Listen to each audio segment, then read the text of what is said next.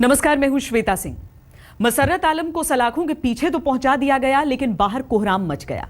अलगाववाद की आग में कश्मीर झुलस रहा है, सड़कों पर कोहराम मचा है। हिंदुस्तान की सरजमी पर गद्दारी बोल मसरत ने बोले तो उसे सलाखों के पीछे भेजा गया, लेकिन उसकी गिरफ्तारी के विरोध में कश्मीर में कोहराम सा मच गया।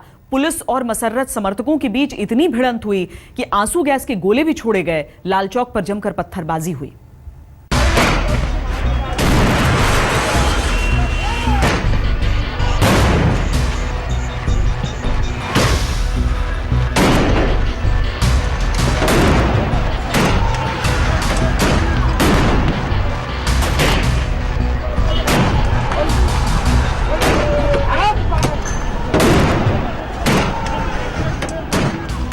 तस्वीरें श्रीनगर के लाल चौक की हैं। एक कोहराम सा मचा है। विरोध मसर्रत की गिरफ्तारी का है। पुलिस और मसर्रत के समर्थकों में भिड़ंत हो रही है। भीड़ को भगाने के लिए पुलिस आंसू गैस के गोले दाग रही है।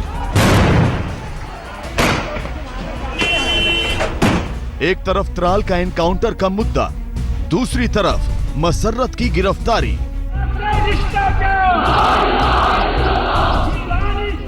अलगाववाद की आग में जैसे कश्मीर झुलस रहा है। मसर्रत की करतूत पर उसे सलाखों के पीछे तो पहुंचा दिया गया, लेकिन अब उसके समर्थक पुलिस से ही भिड़ रहे हैं।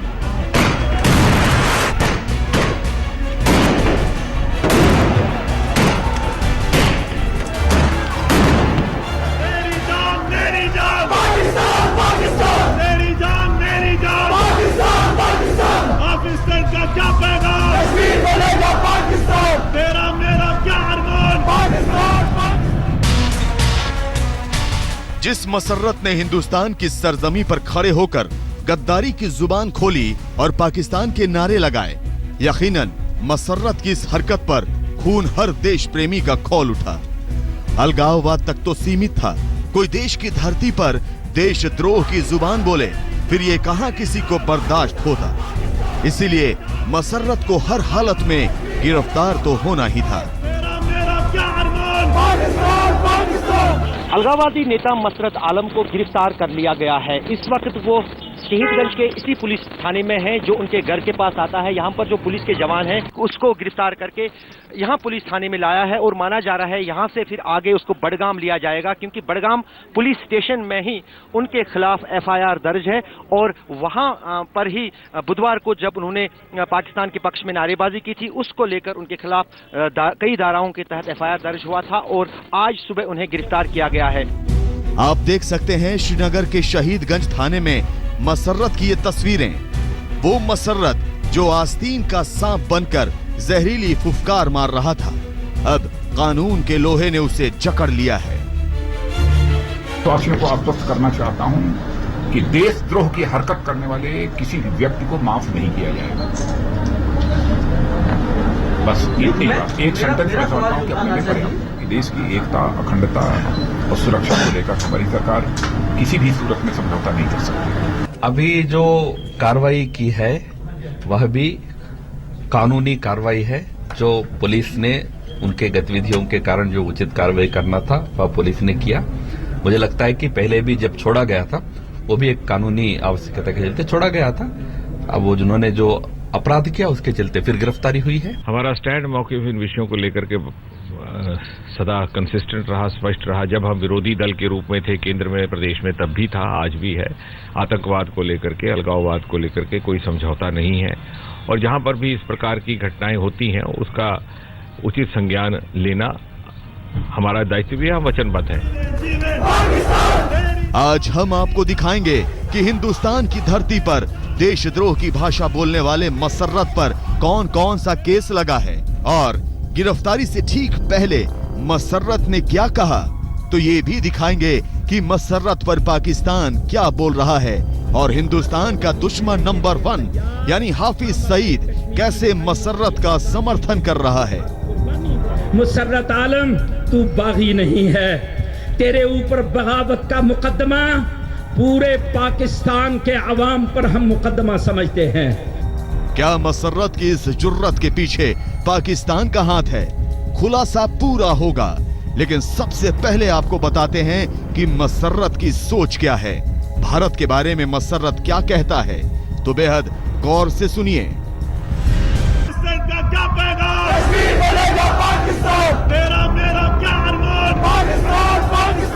श्रीनगर में रैली के दौरान पाकिस्तान के समर्थन में नारे लगाने वाले मसर्रत को पहले उसके घर पर ही नजरबंद किया गया था, लेकिन पूरा देश इस बात को लेकर भड़का हुआ था कि खुलेआम सड़कों पर राष्ट्र विरोधी गतिविधियों में शामिल होने वाले मसर्रत को गिरफ्तार क्यों नहीं किया जा रहा है।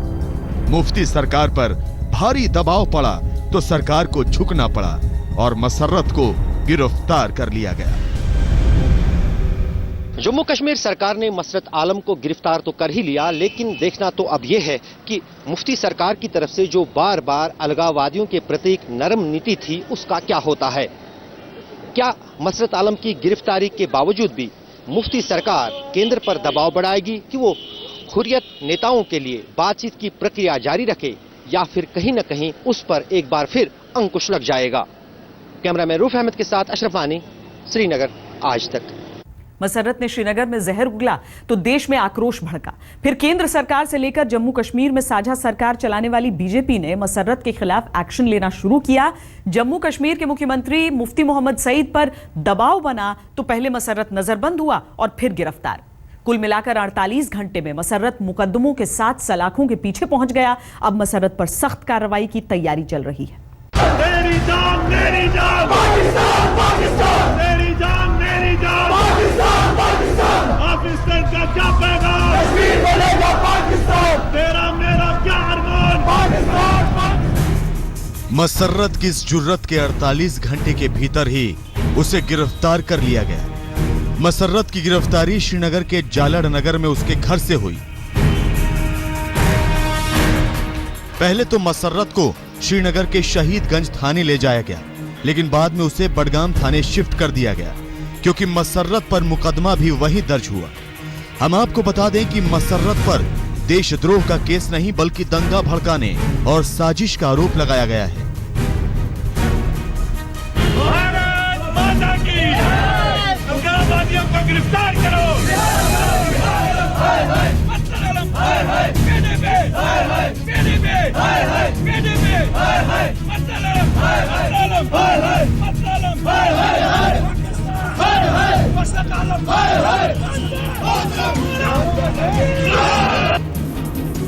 मसर्रत ने हिंदुस्तान का मुकुट कहे जाने वाले कश्मीर पर अपनी नजर टेढ़ी की तो देश विरोध की चिंगारी में झुलस उठा।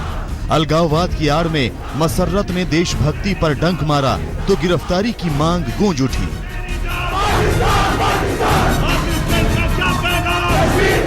और सबसे पहले गुस्सा गृह मंत्री राजनाथ सिंह को आया।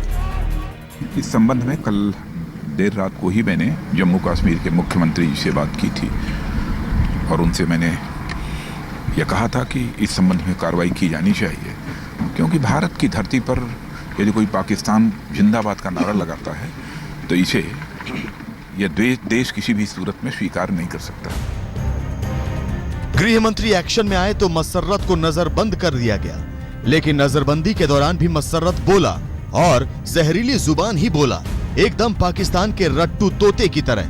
मसर्रत के चेहरे पर ना कोई खौफ था ना कोई शिकन। 48 घंटे में तैयार हुआ मसर्रत की गिरफ्तारी का चक्रव्यूह। पहले नजरबंद रखा, फिर सलाखों के पीछे पहुंचाया। अब चल रही है मसर्रत के खिलाफ सख्त कार्रवाई की बात।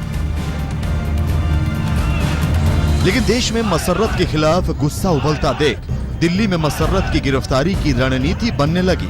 सबसे पहले गृह मंत्री ने ही मुफ्ती मोहम्मद सईद से बात की, फिर मुख्य सचिव और डीजीपी से। इसके बाद तो बीजेपी ने पीडीपी पर दबाव बनाना शुरू कर दिया और साफ साफ कह दिया कि अगर मसर्रत पर कार्रवाई नहीं हुई तो बीजेपी का कोई कैबिनेट मंत्री बैठक में हिस्सा नहीं लेगा और मुफ्ती सरकार को झुकना ही पड़ा। सैयद अली शाह गिलानी समेत 6 अलगाववादी नेता घरों में ही नजरबंद कर लिए गए तो मसर्रत को पुलिस गिरफ्तार करके ले गई।